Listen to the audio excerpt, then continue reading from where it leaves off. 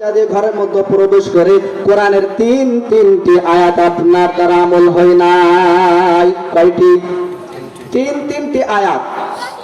হযরত ওমর তিনি অবাক হয়ে গেলেন। তিনি ভাবলেন যে হায়রে, আমি একজন রাষ্ট্রপ্রধান, অথচ আমার দ্বারা তিনটি আয়াত অমান্য হয়ে গেল, কেমন কথা। হযরত ওমর রাদিয়াল্লাহু তাআলা আনহু তিনি নিজের পরিচয়টাকে গোপন করে বললেন, মাজি, আমি যে তিনটে আয়াত অমান্য করেছি, আপনি একটু সেই আয়াতগুলো একটু বলেন।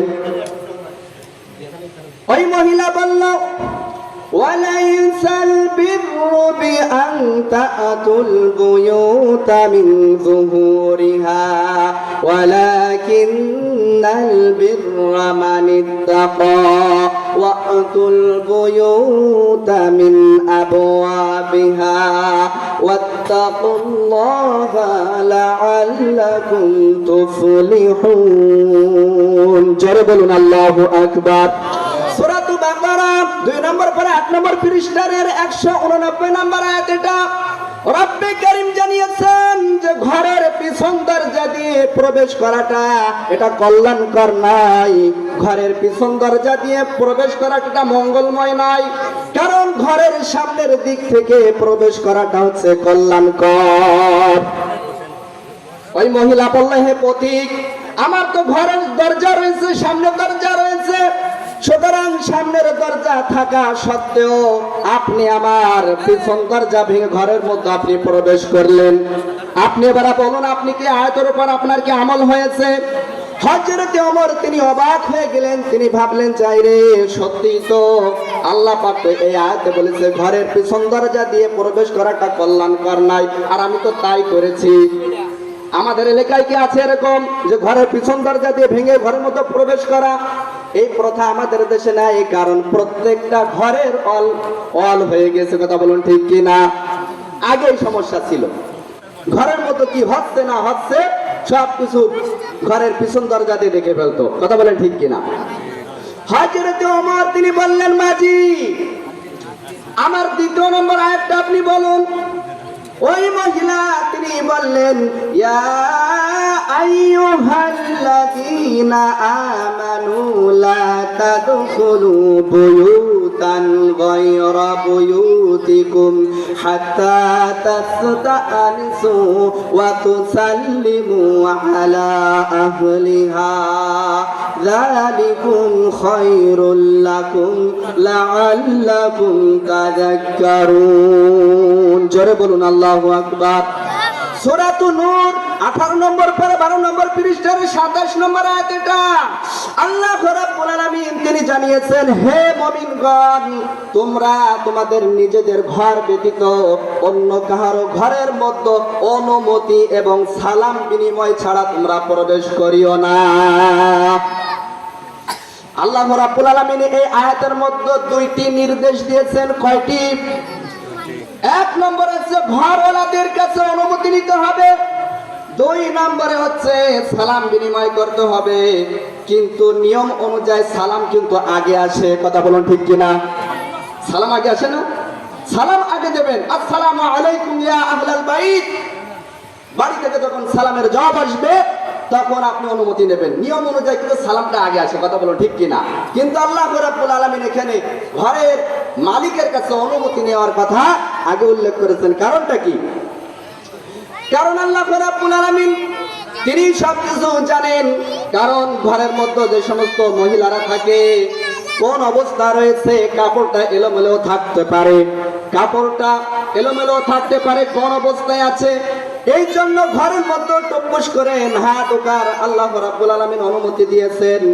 আল্লাহ রাব্বুল আলামিন এটাই গুরুত্ব বুঝিয়ে দিয়েছেন যে ঘরের মধ্যে অনুমতি ছাড়া তোমরা প্রবেশ করবে না। এরপরে আল্লাহ রাব্বুল আলামিন বলেন সালাম বিনিময় করবে। 3 বার সালাম দেওয়ার পরে যখন ঘর থেকে কোনো আওয়াজ আসবে না, তখন আপনি বুঝতে পারবেন এই বাড়িতে কোনো লোকজন নাই। আপনার ঈমানি দায়িত্ব নিয়ে আপনি ওখান থেকে ফেরত আসবেন। এটা হচ্ছে ঈমানের কাজ। হযরত ওমরকে বললেন, হযরতে ওমর তিনার পরিচয়টা গোপন করলেন। ওই মহিলা বললেন, হে পথিক, আপনি তো আমাকে সালামও দেন নাই, আমার কাছে অনুমতিও নেন নাই, আমার ঘরের মধ্যে আপনি প্রবেশ করলেন। সুতরাং আপনি এবার ভেবে দেখুন আপনি কি এই আয়াতের উপর আপনি আমল করেছেন।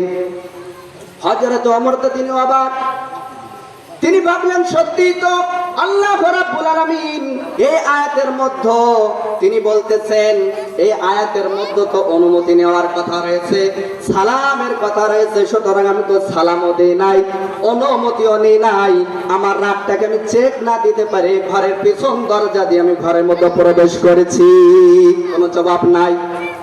হযরত ওমর তিনি এবার তেনার পরিচয়টা গোপন করে বললেন, মাঝি আমার 3 নম্বর আয়াতটা আপনি একটু বলুন।